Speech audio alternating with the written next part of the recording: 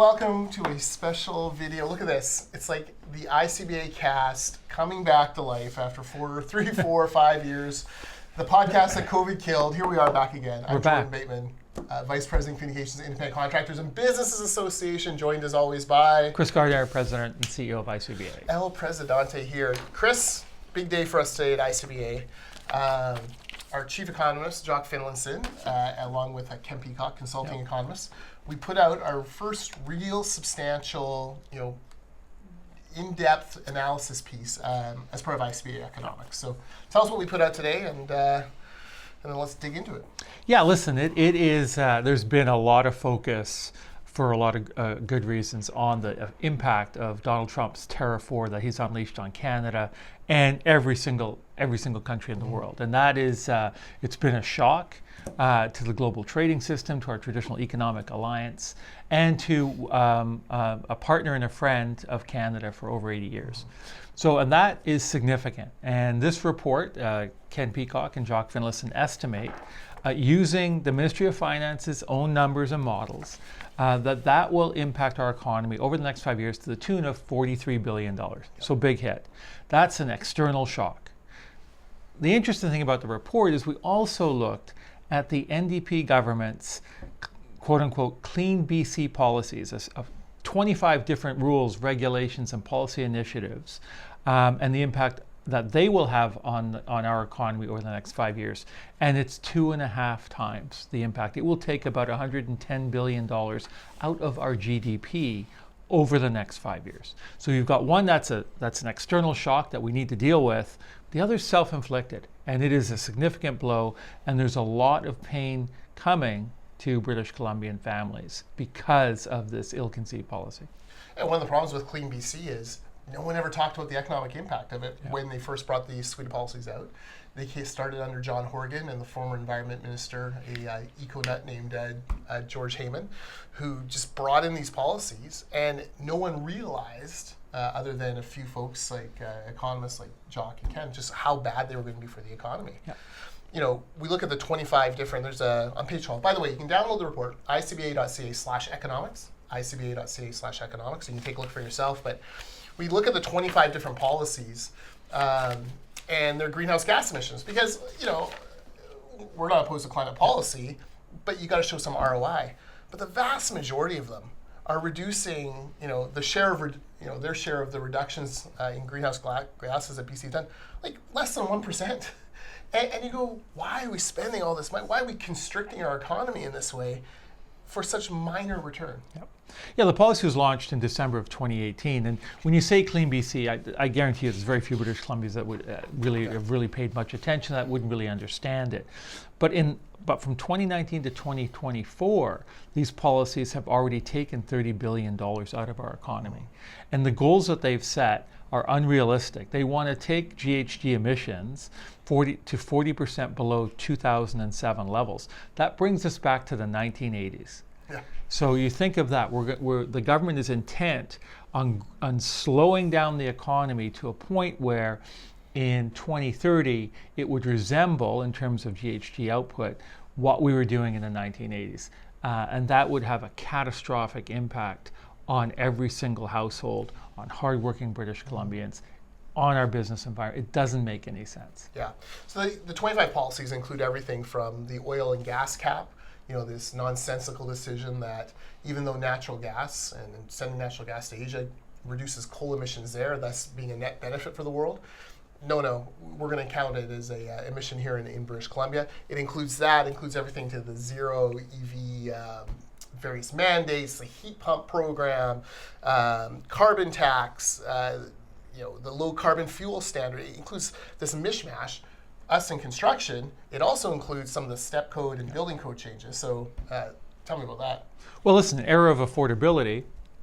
Are you sinking? Yeah, Chris is sinking here. So if you reach down to your right side and kind of pop yourself up, this is kind of funny. This is how. This was an example of what we're exactly saying here. We're shrinking, Chris, like we're shrinking the economy That's right. in order to save greenhouse gases. But no, we were talking about building code, things like that, and the effect on construction. Yeah, I mean, listen, what we've done is we have an affordability crisis in terms of the price of housing. We've been talking about that for years, and the CleanBC policies layer on other costs in the name of making buildings net zero by 2030. And we are paying a very heavy price, and it's showing up in a housing affordability. But the challenge with so many of these policies, they're kind of invisible. You don't see them every single day.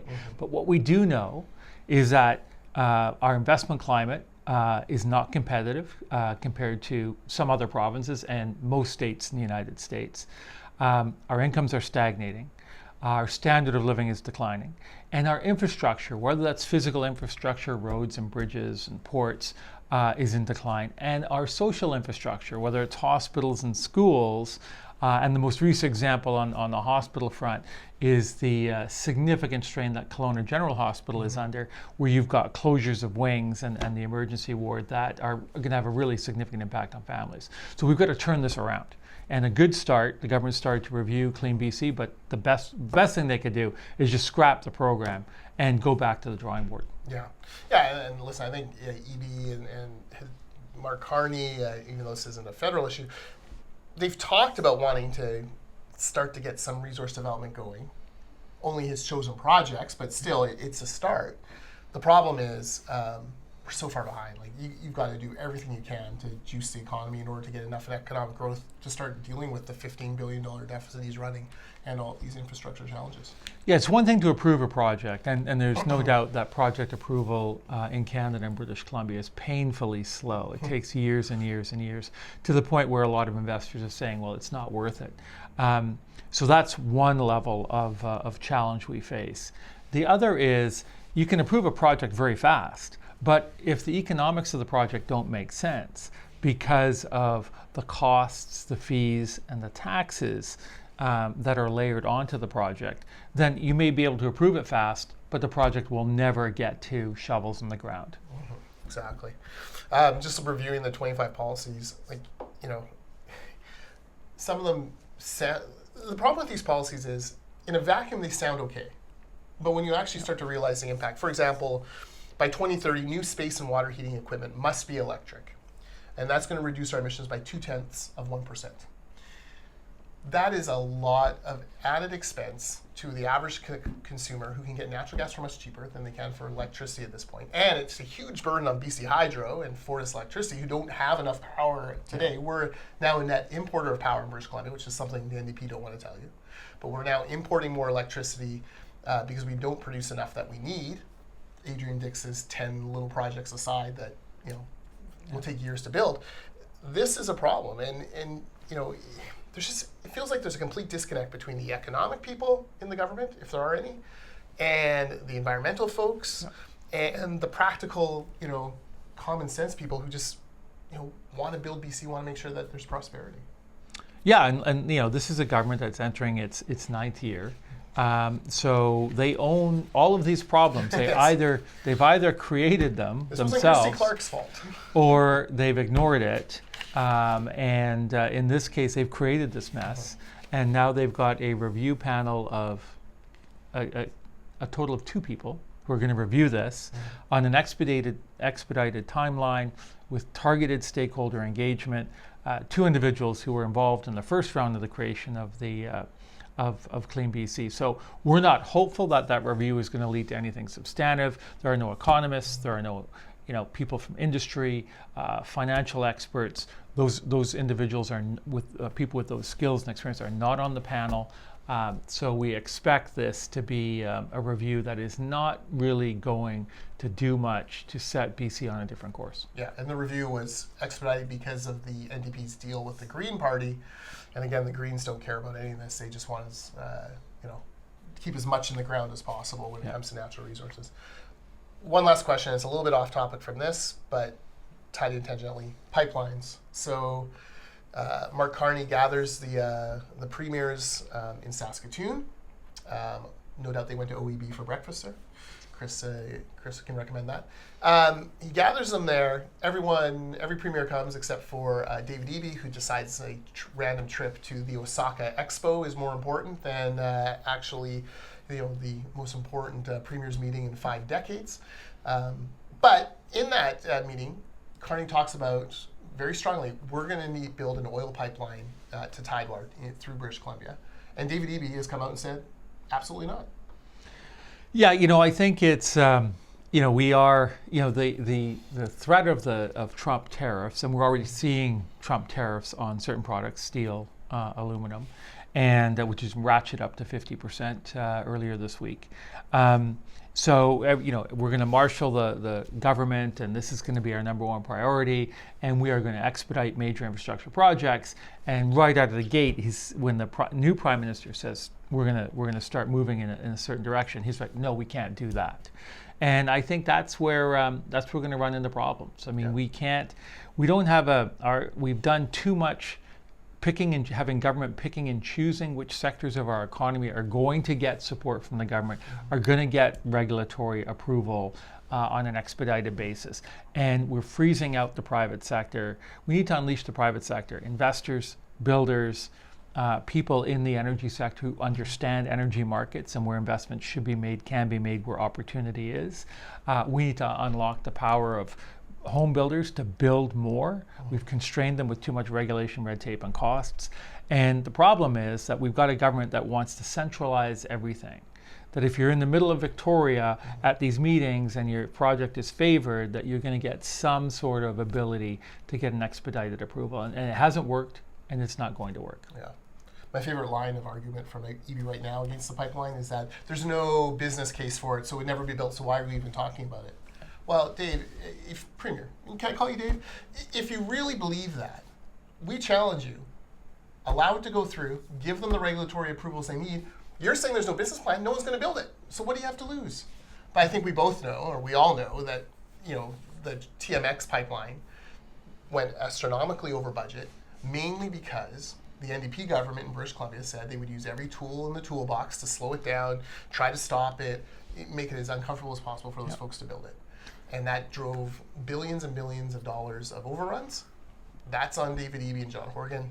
If you really believe that there's no business case for it, you should have no problem approving it and letting Danielle Smith go out and see if she can find someone to build it. Well, listen, that's a great example of a private sector investor willing to take on the risk and build a project, facing all these obstacles. Government decides to buy the pipeline, and they're going to build a pipeline. Well, the government of Canada has never built a pipeline before, so you can imagine what happened. Yeah. The costs more than tripled, and we all paid for that. And we're seeing a similar approach to electric vehicle manufacturing and electric vehicle batteries in Quebec and Ontario, where the federal government and the governments of Ontario and Quebec have provided nearly $60 billion in subsidies to these companies. One of them has declared bankruptcy. Another has declared that they're going to put all of these projects on hold. So that's going to be one. We're going to lose billions of dollars as taxpayers, and nothing much is going to happen. And so it's another lesson. The government never seems to learn. Get out of the way and set the table for investors to make decisions and let the economy and the private sector do what it does best, which is go out there and create opportunity and jobs for everyone. All right. And we'll do what we do best, which is put out reports like this, and make important public comment and all that good stuff. Chief economists, very few organizations in BC have one. We're very fortunate to have Jock Finlinson, who's frankly the best. And that's made possible thanks to ICBA members. ICBA benefits clients. So if you're a construction company or a resource development company or anything kind of tangentially in that space, reach out to us. We'd love to talk to you about membership, icba.ca. And if you're any kind of company, any kind of employer, you need a benefit plan and you want to see your benefit plan, money go to good causes like advocacy on behalf of the free enterprise industry in BC, consider reaching out to ICBA as well, because we can help you with that. Nice, see you later. Great. That's great. Salesperson. Leah will be so proud of me. She will. All right, awesome. Thanks, guys.